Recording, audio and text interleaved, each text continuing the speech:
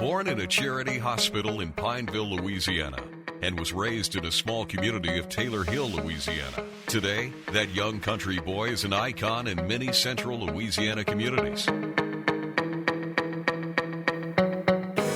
Smith's road to being a math teacher and basketball coach has some roots on a central Louisiana cotton farm, where he took a summer job in high school. Although his father had grown familiar with manual labor, working in a sawmill, young Charles soon knew picking cotton was not for him. A 100-pound sack, you fill the 100-pound sack up and you made your, because that was the goal, to pick 100 pounds. So at the end of the day, to make a long story short, we worked for this white man on his farm. And at lunchtime, he would take you to his store and you would purchase your lunch. You would buy a cold drink. You would purchase meat and bread to make a sandwich with. So at the end of the day, thinking I had 100 pounds, which would give you a pretty good amount of money, I ended up I only had 38 pounds. And so I left that job, didn't go back. I left that job owing the man for my lunch. Worked on the farm, different things like that, you know how you work on a farm, bale hay and all that stuff. Work at veterinary. Mm-hmm. Because when he was here with us, if they was picking cotton, they go pick cotton. If they was chopping cotton, they go chop cotton. If they was picking up pecans, they go pick the pecans up. And that's right. And they wasn't no easy-going thing, because they worked hard. Well, as a young boy growing up, I grew up in a close-knit family with my mother, father, and 6 brothers and sisters. So there were a total of 7 in the family. So we were a close-knit family. To kind of give you an idea, we all worked hard, or either we worked hard or we studied hard. My dad, being a World War II veteran, taught us the importance of responsibility. My mother, being a former, in the 1940s, church house school teacher, taught us the importance of an education. I would always say, you go to school, you're not going out to play, you're going to get your education, and you're going to be something and do something, all right? Not far from the backwater town of Boyce, where he graduated from now shuttered Wettermark High School in 1967. In more than 3 decades as Peabody's head coach, Smith has become like a second father to many of his athletes. And I don't coach basketball to win games. I coach basketball to help young people do better. I give my mom, I love her to death. I give her all the credit in the world for keeping our family together, to keeping that bond tight, and for keeping a lot of stress, home stress, off my dad where he could pursue his passion. I have to give my success, I have to give 90% of that to my wife, because she has been very supportive.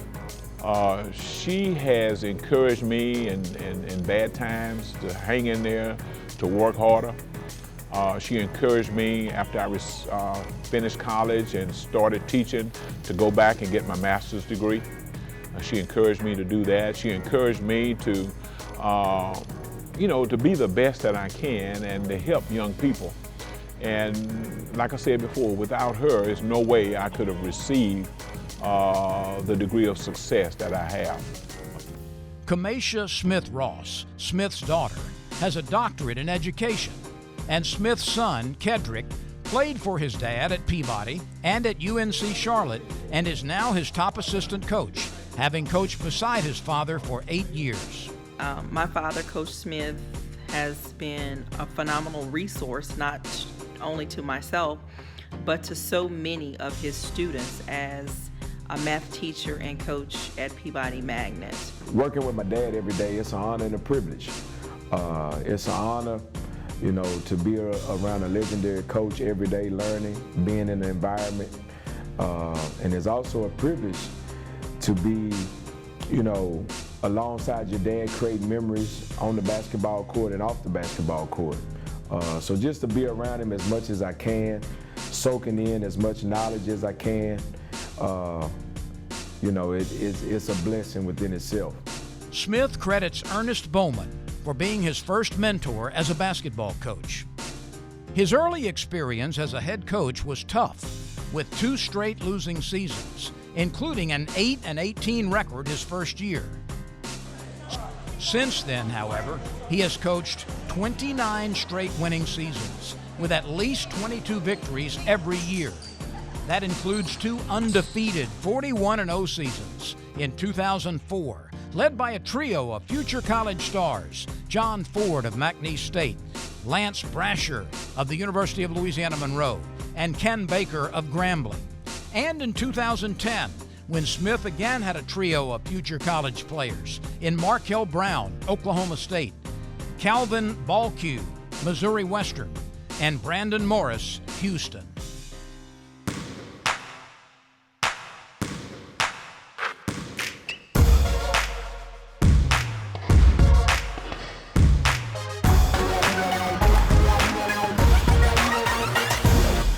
Ironically, I wasn't given this opportunity starting off. The situation, I started off teaching in 1971 in a little school called Slocum High School, and through integration it was closed down, and I was moved over to Pineville High School. And at Pineville High School, I was told that there were no coaching slots available. And at that time, all the coaches on their staff, they were white coaches, and there were no coaching spots available for Coach Smith, a young black aspiring coach. So when the opportunity arose, I transferred over to Peabody, and then God said, okay, hey, now I'm going to use you, and I'm going to use you to help my people. Now, before we get started, and I want to say again, Peabody basketball is about, number one, family. And I tell that all the time, all right? Number 2 is we're trying to make each and every one of you all the best basketball players that y'all can be. But in order to do that, number 1, as I told you, you got to be a good person, right? What's number 2? Got to be a good student, right? And then number 3, you come out here and you work as hard as you possibly can work in order to be the best basketball player you can be. To kind of give you a story here, I started coaching here in 1975-76 season. I started coaching here as an assistant coach. And I got a taste of a state championship. We won a state championship in 1979. So that kind of gave me some idea of the potential of the young boys in this area. Not only were they good basketball players, but they had potential to become champions. So when I took over the head job in 1985, my first 2 seasons were losing seasons. And being a coach and a math teacher, I saw a problem. So I had to get out and see what was the problem. So what I did was I went and I walked through the neighborhoods. I went to the Sonia Quarters, I went to Lower Third, Willow Glen, Samtown, Cars Park at that time.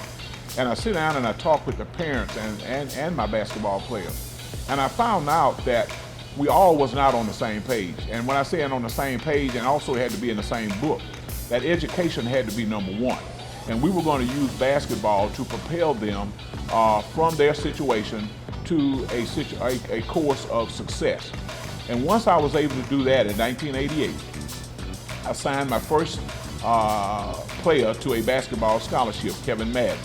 And after that year, he was my very first one. And after that year, the kids fell in line, and we were able to sign 2, 3, 4, and I think at the most at one time we had 7 guys to sign a scholarship in 1 year. The middle school coach told me that these boys were troubled kids, and there's no way that I was going to be able to work with them. Both Desmond King and also we called him T. Roy Jones. But when these guys came into me, they bought into what we were trying to do, and they had an outstanding high school career. Both got their high school diplomas, and both went on to college, and both got their college degrees. So that's a success story that I'm always talking about. Young men at-risk kids that we brought in, and we were able to change the direction of their lives.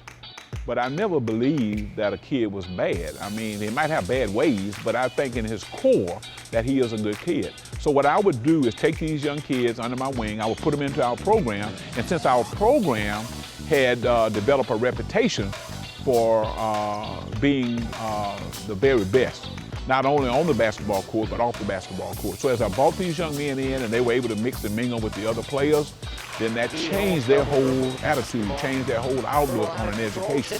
They became better students, and once they played basketball now to use basketball for them in order to get an education. At one time, I required them that they must have a 2.0 GPA. And those kids, they stuck to that. And also I required them to come to school every day and be on time, you know. That, to me, that was very, very important in getting them to be strong young men. And once they found that out and developed that, when they went off to college, they did the same thing. They would be to class on time, they would be at class every day, and then they would be at practice every day, and they would work extremely hard. 8 boys basketball state championship banners hang from the rafters at the gymnasium at Peabody High School in Alexandria, Louisiana. One individual has had a role in all of them.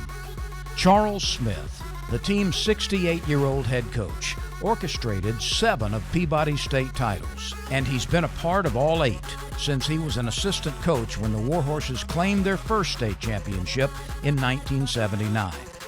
More than 50 players under Smith's tutelage received college or junior college scholarships, including 29 All-State honorees.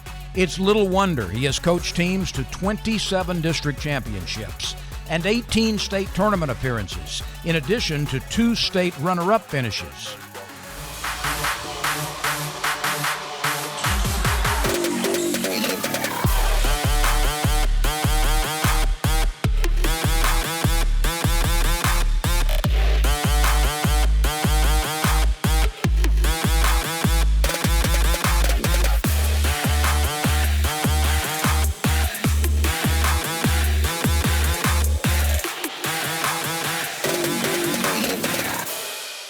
I would say Coach has 2 personalities. He's pretty laid back, but when the game starts, he's really about making sure you're doing what you're supposed to do.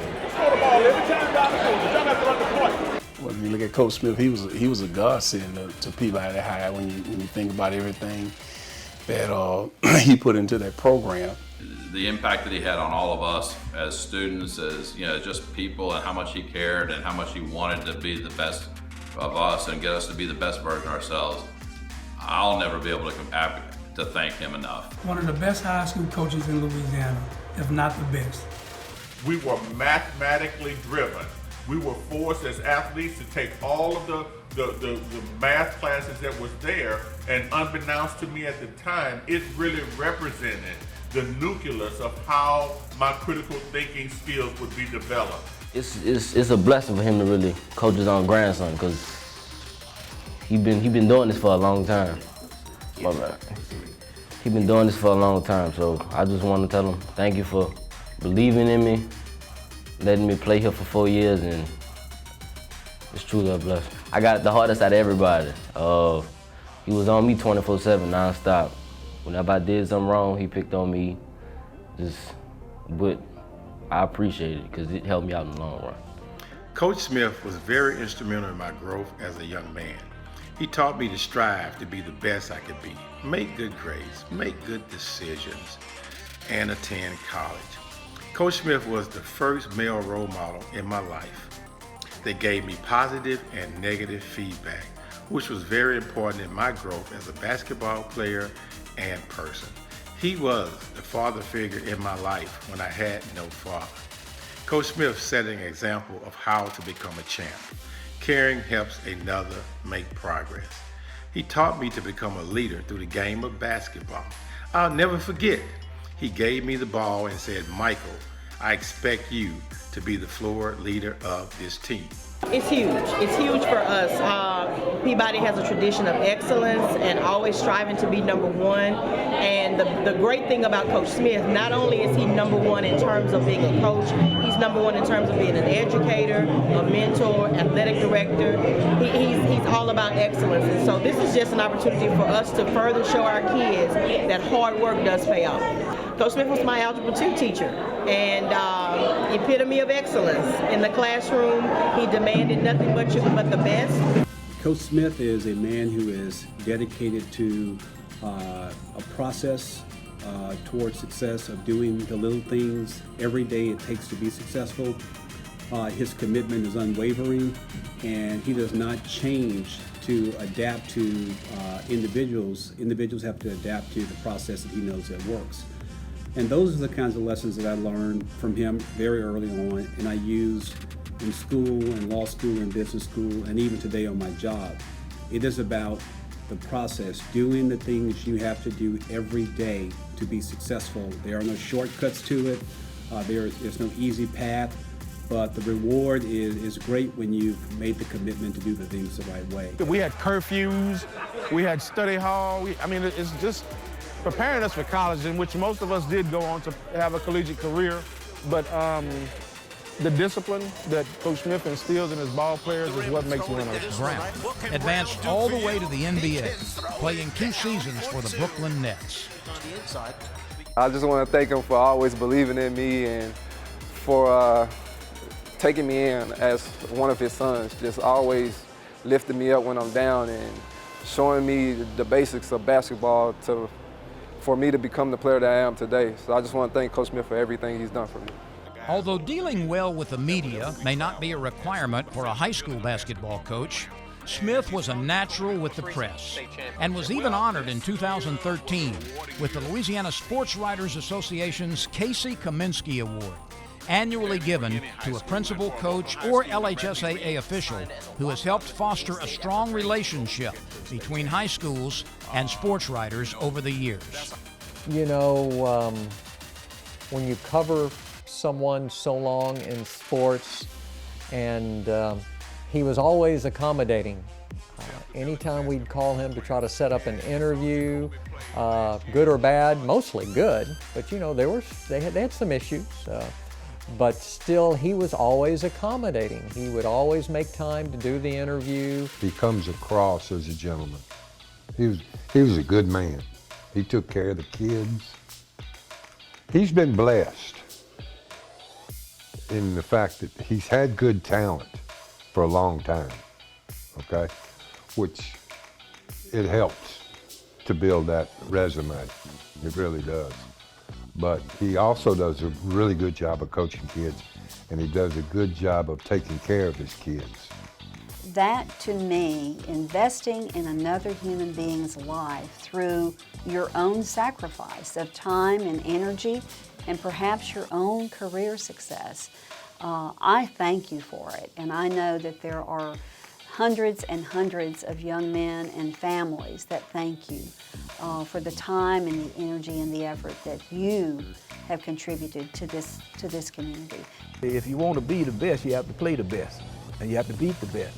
So if you're going to play mediocre teams just to get a winning record, and then when the crunch time comes for playoffs, you're not going to be that long. You have to play the best in order to be the best. And that's what I think has propelled him to where he is, because he goes beyond district. No, he's not talking about retirement, because we're looking at that 1,000 win. I think he takes more pride in getting the students scholarships and helping them prepare themselves better. So he's done that quite consistently. He's coached them on basketball. He's also coached them on life and preparation for life. So, in my opinion, I think that's his biggest motivation. We say thank you right now. Thank you, Lord, because without you, Lord, we can't do nothing. Smith still regularly attends the Country Baptist Church of his youth.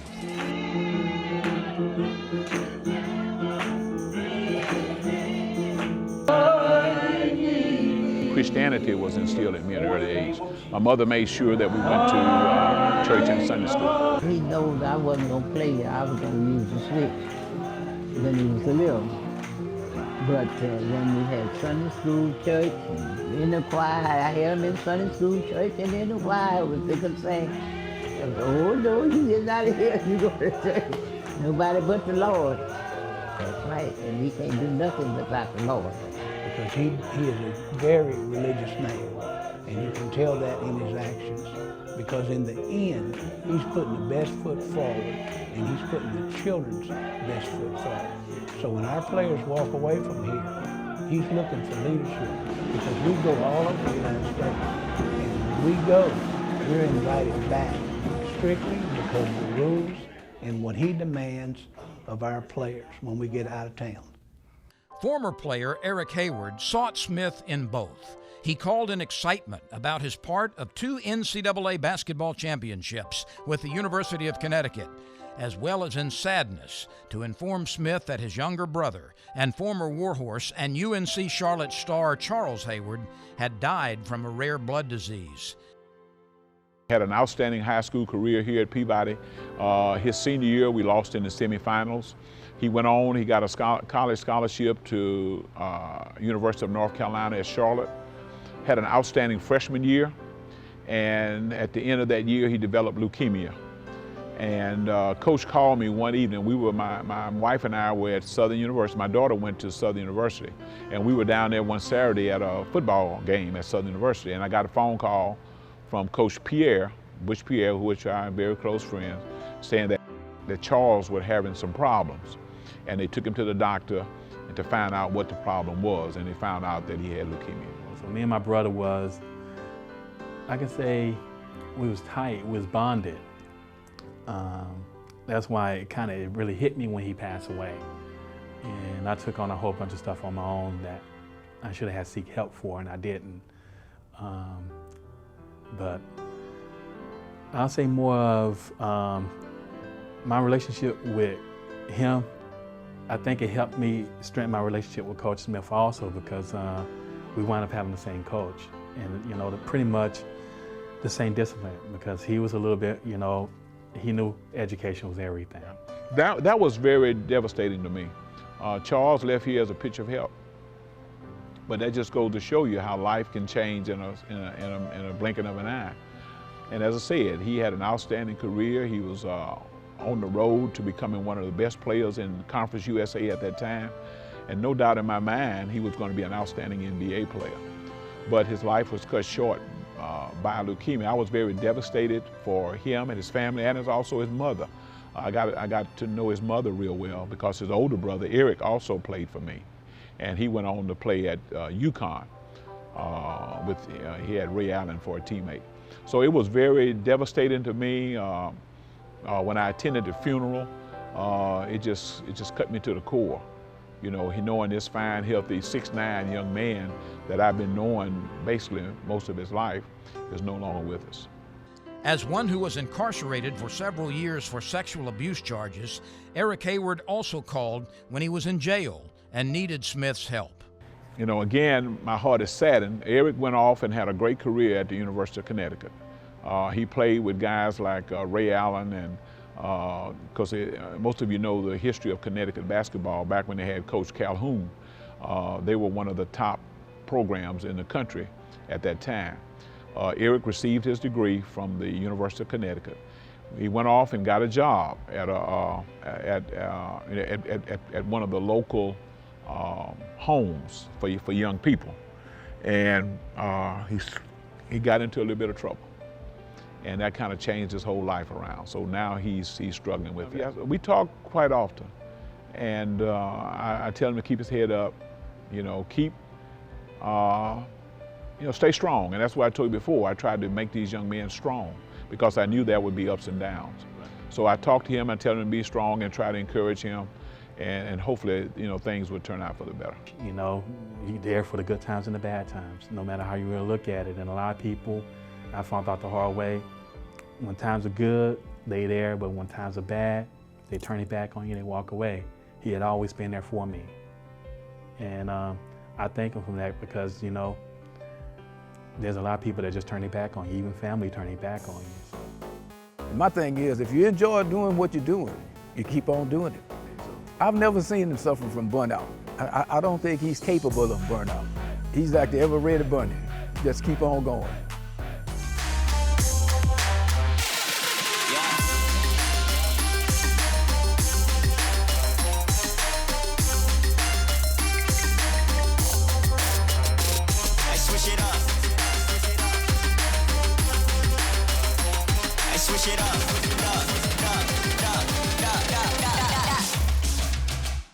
Shake it.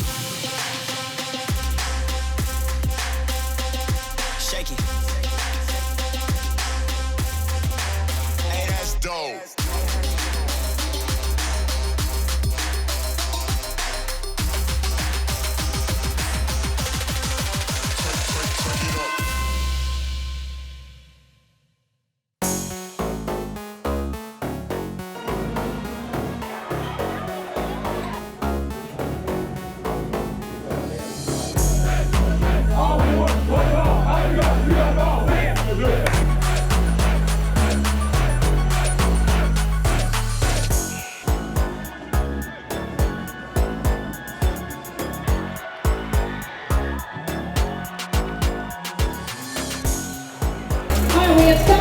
are here to give Coach Smith accolades and to celebrate his success tonight.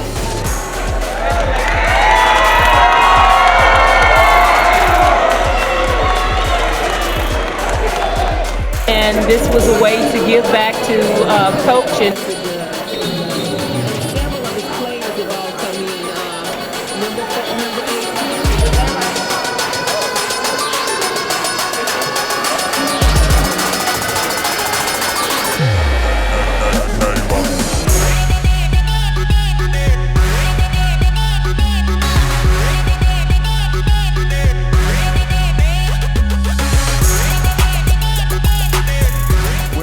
the one thing that sticks out in my mind on the journey to 1,000 win is the perseverance, that I had to go through, my family had to go through, and I was able to, with the help of God, being blessed to work with young people over a long period of time, I was able to stick to my goals, and my goals were not really to win basketball games, but to help these young black males in this community, receive some degree of success. I've always been a giving type of person.